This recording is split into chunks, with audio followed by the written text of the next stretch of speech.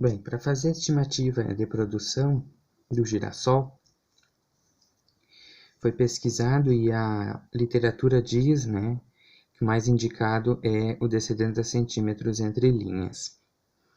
O dado que foi dado, então, é de 5 sementes por metro linear, e isso vai me dar, então, um espaçamento entre 20 centímetros cada semente, né? Para descobrir quantas linhas, né, eu vou ter aqui nesse metro quadrado, eu fiz o seguinte: se em cada centímetro, cada 70 centímetros eu vou ter 2 linhas, em 1 metro eu vou ter quantas linhas? E aí fiz a regra de 3 e encontrei aí 2,86. Para saber quantas sementes eu vou ter, né, nesse metro quadrado, eu vou fazer então os 2,85 desse metro aqui, vezes os 5 daqui, e aí eu vou ter 14,3 sementes plantadas em 1 metro quadrado. Porém, tem o potencial germinativo, né, que é de 88%. Então, se fosse 100%, seria essas 14,3, mas como é 88%, vai ser 12,6 plantas por metro quadrado.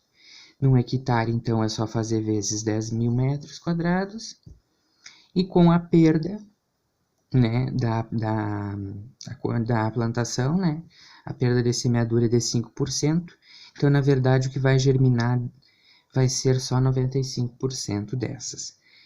Então, é só fazer a regrinha de 3, e aí eu vou ter este valor aqui, que é o número de plantas por hectare. E essa é a minha população real, então. Bom, para saber a área do talhão, eu peguei então a imagem e dividi ela em triângulos, fiz a triangulação da imagem, medi ela em centímetros, cada lado dos triângulos em centímetros mesmo com a régua, e observei a escala. A cada 6 centímetros eu vou ter 200 metros, né? Esse segmento tem 6 centímetros. Bom, depois eu vou enviar a resolução, né? E aí, para isso, eu utilizei, para determinar a fórmula do triângulo, né? Como eu não sabia que triângulo era, enfim, eu usei a fórmula de Heron, onde eu tenho que o P minúsculo é o semiperímetro, ou seja, a soma de todos os lados por 2, tiro a raiz depois, né? Só vou aplicar na fórmula.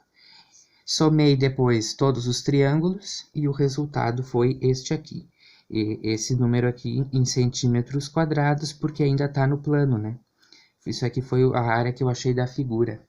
Apliquei a escala, cada 6 centímetros, 200 metros, e aí eu vou ter, então, o valor real dessa distância, que em hectares vai me dar os 3,31 hectares. A produtividade, então, de acordo com a Conab e com a Embrapa, né, a produtividade de girassol é 1.600 kg por hectare. Como eu tenho em cada hectare, né, eu tenho esse valor aqui de plantas, eu dividi um pelo outro e tive o valor de quilos por planta.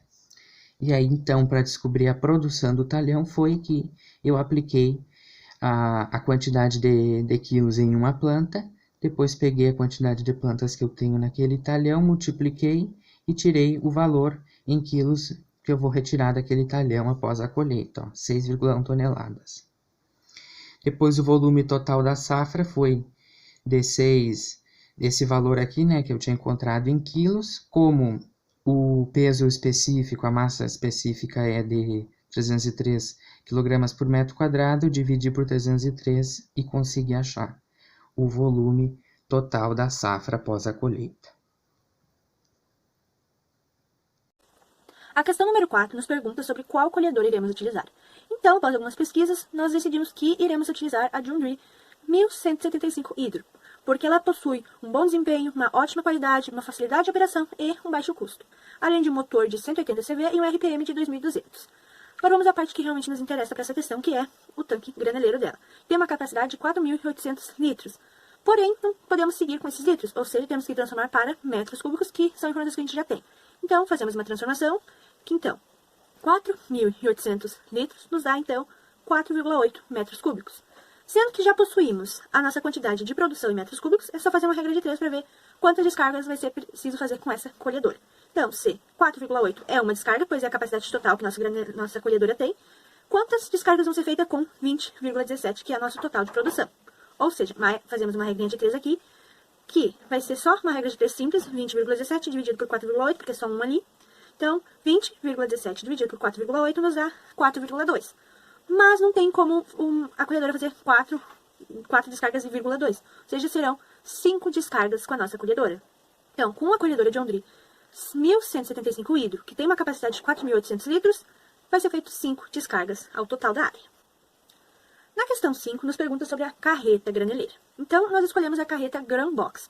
Ela é indicada para acompanhar nessas áreas para cereais, e ela possui uma capacidade de 25.000 litros. Novamente, temos que passar para metros cúbicos, pois é uma questão que envolve os metros cúbicos e não litros. Transformação, litros para metros, ou seja, 25.000 litros, nos dá 25 metros cúbicos. Que nos pede quantas dessas carretas vai ser necessário para comportar a nossa produção toda. Sendo que a nossa produção toda tem um volume de 20,17, e o volume que a carreta comporta é 25, quanto que dá? Só de olhar a gente sabe que é 1, mas vamos fazer o cálculo direitinho. Então, esse 20,17 vezes 1 dividido por 25 nos dá 0,80, que nos dá, então, apenas uma carreta é suficiente para comportar toda a nossa produção. O cálculo 6, ele vai nos dando por letras, então vamos primeiro pela A. A letra A nos pede para determinar o volume total do silo. Então, nós temos que fazer primeiro o volume do cilindro e depois o volume do cone. O volume do cilindro é determinado pela fórmula π, raio ao quadrado, vezes a altura. Sendo que nosso cilindro ali tem um raio de 3 e uma altura de 15, então vai ficar 3,14, que é o valor aproximado de π, vezes 3 ao quadrado, vezes 15. Isso, fazendo direitinho, vai nos dar um resultado de 423,9 metros cúbicos. O cone, para achar o volume, é π, raio ao quadrado, vezes a altura, dividido por 3. Então, vamos passar para o cálculo. Sendo que, só de olhar ali, a gente percebe que, para o nosso silo, o raio é o mesmo, porque os dois têm a mesma circunferência, tanto o silo como o cone, então é 3 o raio. A altura do cone é 3, então não é o 15, é o 3, porque a gente está fazendo já o do cone. Então, vai ficar 3,14, que é o valor de π, vezes 3 ao quadrado, vezes 3 dividido por 3, que é a questão da fórmula. Ou seja, fazendo tudo direitinho ali, nós vamos chegar a um resultado de 28,26 metros cúbicos. Ou seja, o cilindro do silo tem 423,9 metros cúbicos. O cone do silo tem 28,26. Para achar o volume total, é apenas somar o volume dos dois. Então, somando o 423,9 com o 28,26, vai nos dar um total de 452,16 metros cúbicos de volume que pode caber dentro do nosso silo.